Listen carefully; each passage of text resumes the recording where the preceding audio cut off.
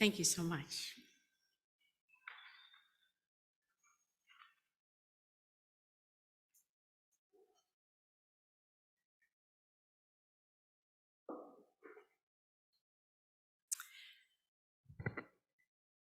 My title, The Danger of a Single Story, refers to a TED Talk presented by Chimamanda Ngozi Adichie, a Nigerian-born award-winning writer. Her novel, Americana, won the National Book Critics Award for Fiction in 2013, and her TED Talk, which premiered in 2009, is one of the top 10 most viewed of all time, like 33 million views. Adichie speaks in this TED Talk about her experience at age 19 of leaving Nigeria to attend Drexel University in Philadelphia. Upon meeting her, Adichie's roommate was surprised to find that she spoke flawless English, listened to Mariah Carey, and knew how to use a stove. Adichie came to observe that her roommate had but a single story of any African. As Adichie puts it, a single story of catastrophe in which there was no possibility of feelings more complex than pity, no possibility of connection as human equals. Adichie goes on to say that one of her professors commented that her first novel was not authentically African. Why was that? Because, he said, Adichie's characters were too much like himself, well-fed, middle class, and owned a car. The professor obviously didn't know that Adichie grew up middle class in Nigeria. Her father was a professor and her mother an administrator, and they lived on a university campus. She never wanted for food, a home, or transportation. And the professor's claim of African authenticity, well, Africa is a huge continent full of countries as geopolitically and culturally diverse as those of the Americas, South, Central, and North. On the continent of Africa, there exists no singular measure of authenticity across 54 sovereign countries. Adichie does say, however, that the longer she lived in the United States, she began to understand that had she not been Nigerian, she too might think of Africa as a singular place of varied terrain with exotic animals and warring people, poverty-stricken and dying of AIDS, helpless and desperate for foreign aid. This was the single story of Africans handed down to Adichie's college roommate from a historically European perspective, a story that comes in part from a 16th century English sea merchant, John Locke, not the philosopher, who brought back his founding story from Guinea, West Africa. In his writings, he described the people of Guinea as without houses and without heads, having their eyes and mouths in their breasts. Locke, Adichie says, began a tradition of sub-Saharan Africa as a place of negatives, of differences, of darkness, of people who, in the words, and these are her words, refers to the poet Rudyard Kipling as a wonderful poet, but who described Africans as half devil, half child. Such inaccurate and one-dimensional stories of Africa, which Europe told, would have been of little consequence without the power to control these stories and, of course, to spread them. And that power was manifest in the colonizing zeal with which Europe invaded the African continent. In the 19th century, France, Britain, Portugal, Belgium, and Germany raced to Africa's interior to exploit her resources and export not only goods, but stories. Stories too. Adichie says the simplest way to dispossess a people of their story and their culture is to start with secondly. In other words, if, as Adichie says, you start with the story of the failed African state and not with the colonial creation of that state, you have an entirely different story. And likewise, if you start with the arrows of the Native Americans and not with the arrival of the British, you have an entirely different story. Those were Adichie's words. At this time last year, in honor of Women's History Month, does anybody know it's Women's History Month? Well, to tell you the truth, I didn't until I started writing this. But I remember that I wrote a sermon on Unitarian and Universalist suffragettes, including Mary Livermore, Susan B. Anthony, and Lucy Stone. In the process of research and writing, I was awakened to the power a single story has in keeping more complex truths and realities hidden. I realized that these women of the 19th century who were tireless activists were trying to change a single story. The story that women are the weaker sex, and thus incapable of holding any non-domestic jobs, incapable of being inventive or creative, or incapable of handling money and property. The single story of being the weaker sex rendered women, or kept them from voting on matters that affected their lives, sometimes profoundly. It's evident that the women of the 19th and 20th centuries knew better, else there would be no list of brainy women who contributed greatly to society, many of them who never were permitted to cast a vote. Ada Lovelace, well, she's from England. She's the first computer programmer, in a sense. She worked with Charles Babbage at the University of London in 1842. And it's said that her notes were essential in helping, much later, Alan Turing's work on the first modern computers in the 1940s. In 1871, Margaret Knight invented a machine that made square-bottomed paper bags. She almost didn't get credit for it after a man tried to steal her work. He claimed that it wasn't possible for a woman to create such a brilliant invention. The life raft was invented by Maria Beasley in 1882. The fire escape was invented by Anne Connolly in 1887. Margaret Wilcox invented the car heater in 1893, purely out of self-interest, I'm sure. The electric refrigerator was invented by Florence Parpart in 1914.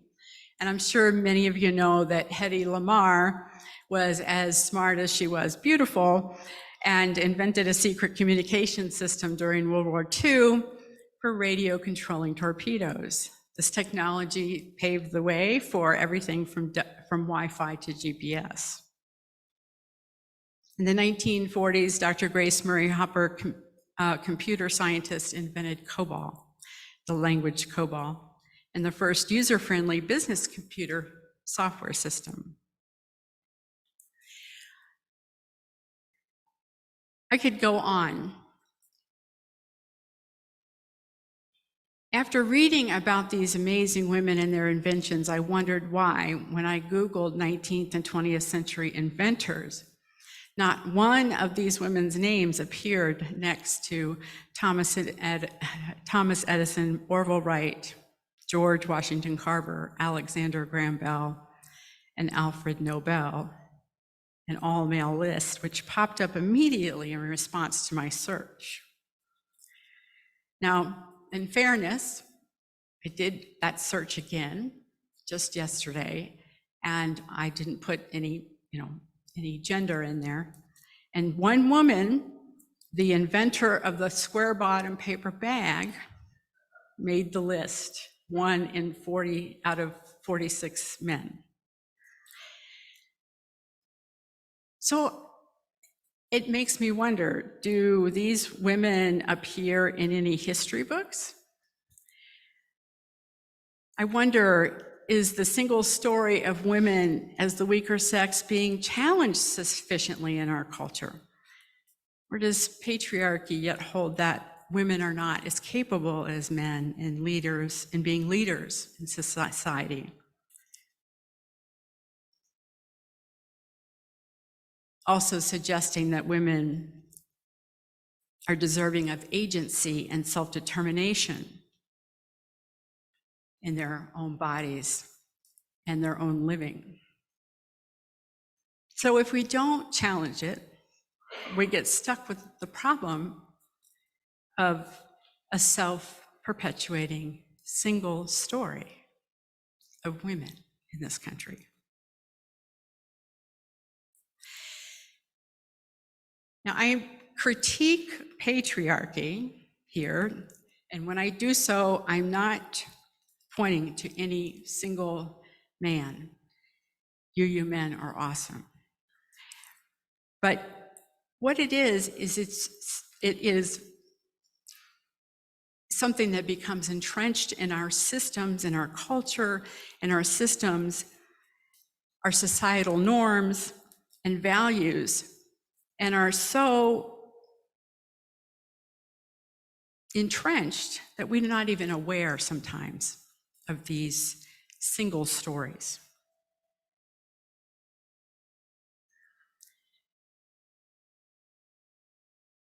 I think in some ways this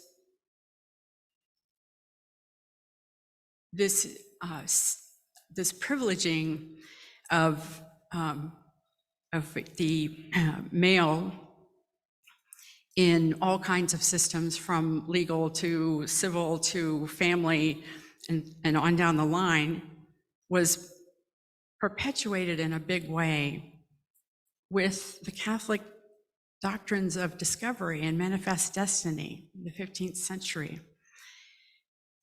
It's not right or wrong, but it's a thing that happened that allowed the Catholic Church to sanction people like Columbus to go and convert people to Christianity, right? And while that might be a noble cause, it had the effect of colonization and robbing people of that first story, right? So that the story that we get of sub-Saharan African countries is a single story of conquerors. And it's the same here.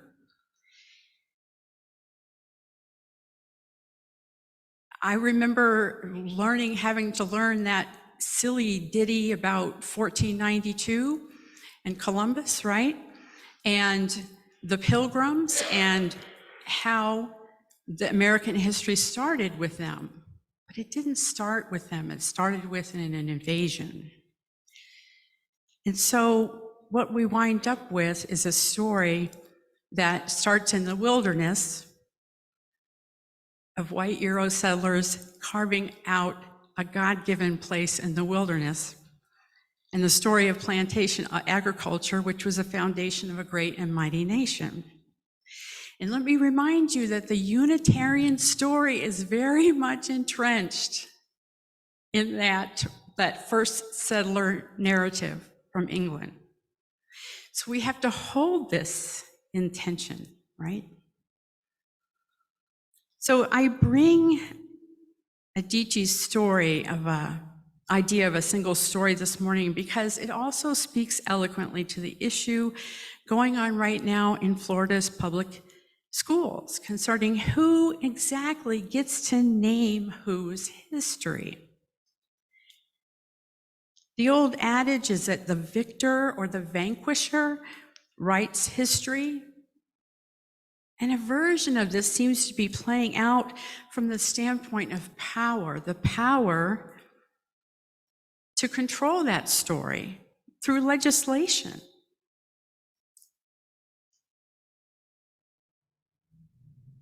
An example of how this played out in Palm Beach took place last August when county school, public school teachers, librarians, and district staff were asked to review books used in instruction or available for checkout or independent reading.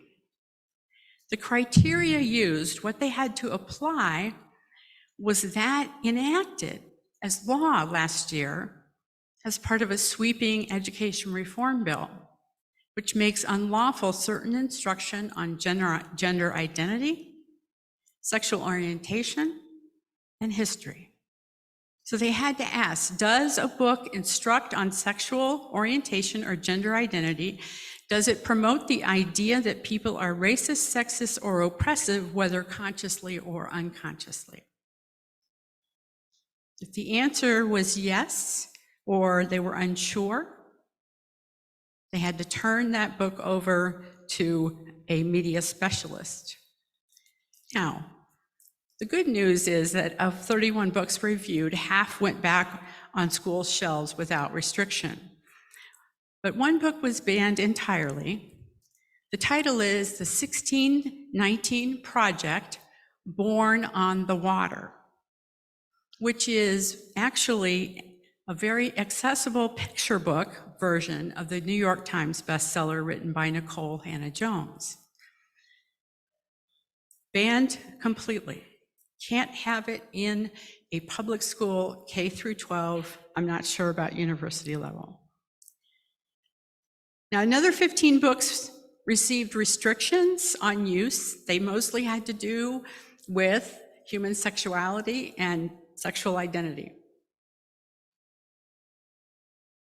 But of those pulled for scrutiny and returned without restriction included The Letter from Birmingham Jail, The Diary of Anne Frank, and To Kill a Mockingbird.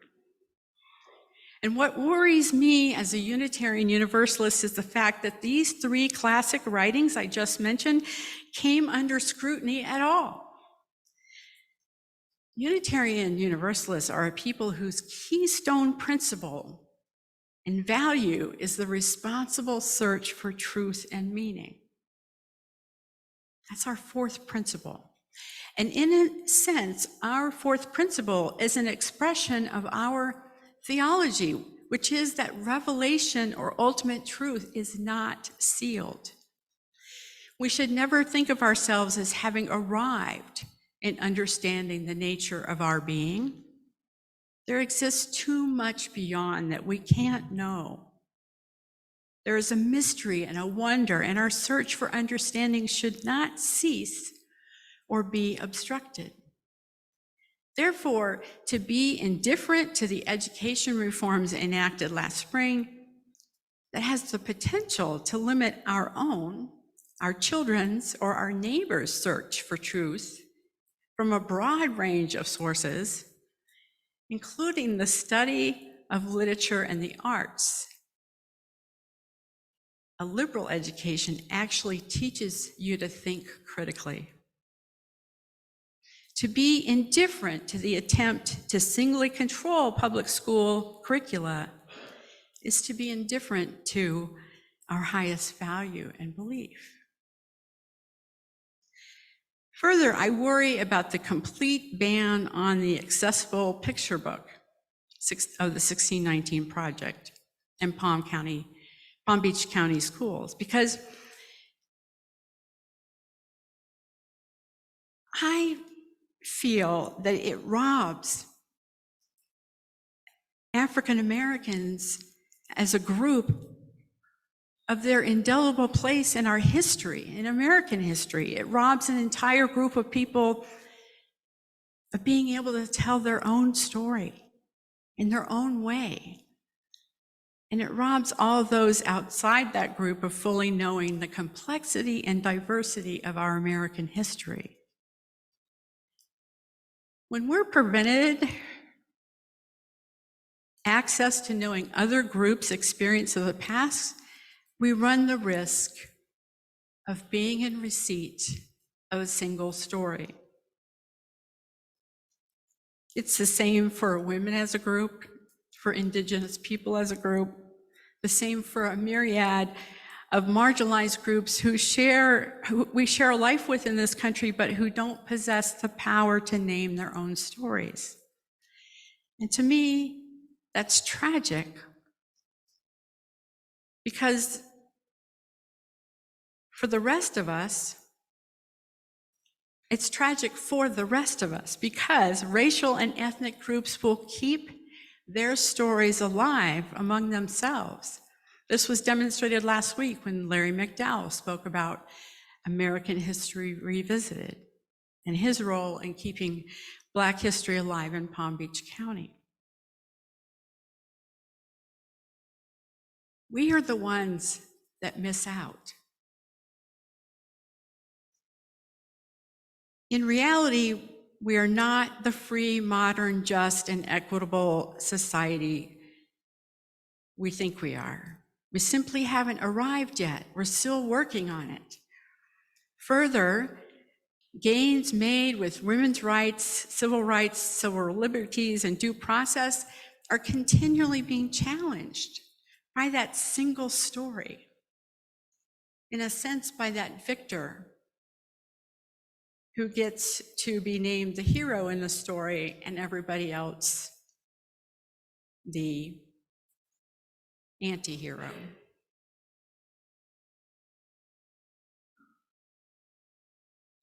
Our call as Unitarian Universalists is to keep striving for a just, inclusive society. One way we can engage that work is to seek and give voice to more stories, true stories, multiple stories, stories of complexity. This congregation, Ellen came up and said, it's important to hear from all of you. Why is that?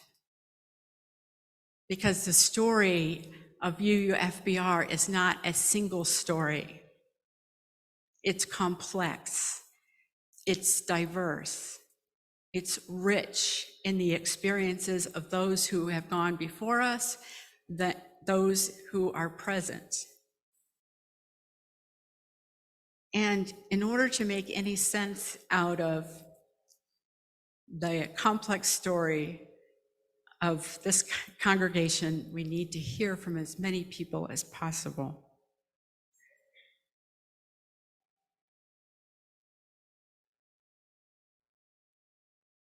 So, also promoting stories of those without power in our society, stories that challenge the status quo, like women being the weaker sex.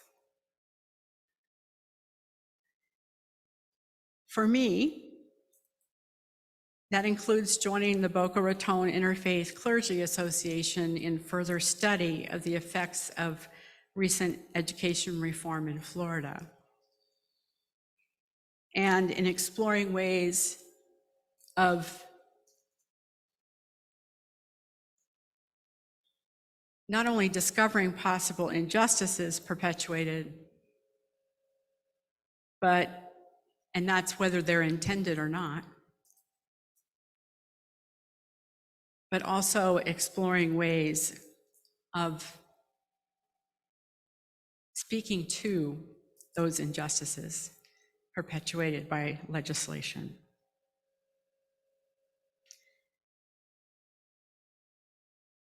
May we, as Unitarian Universalists, not be satisfied with a single story, whether it is about us as individuals, as a group, as a fellowship, as a religion, as citizens of this country, state, county, state, country. Let us be courageous in our search for truth and meaning in our lives. And let us support others in doing the same. May it be so.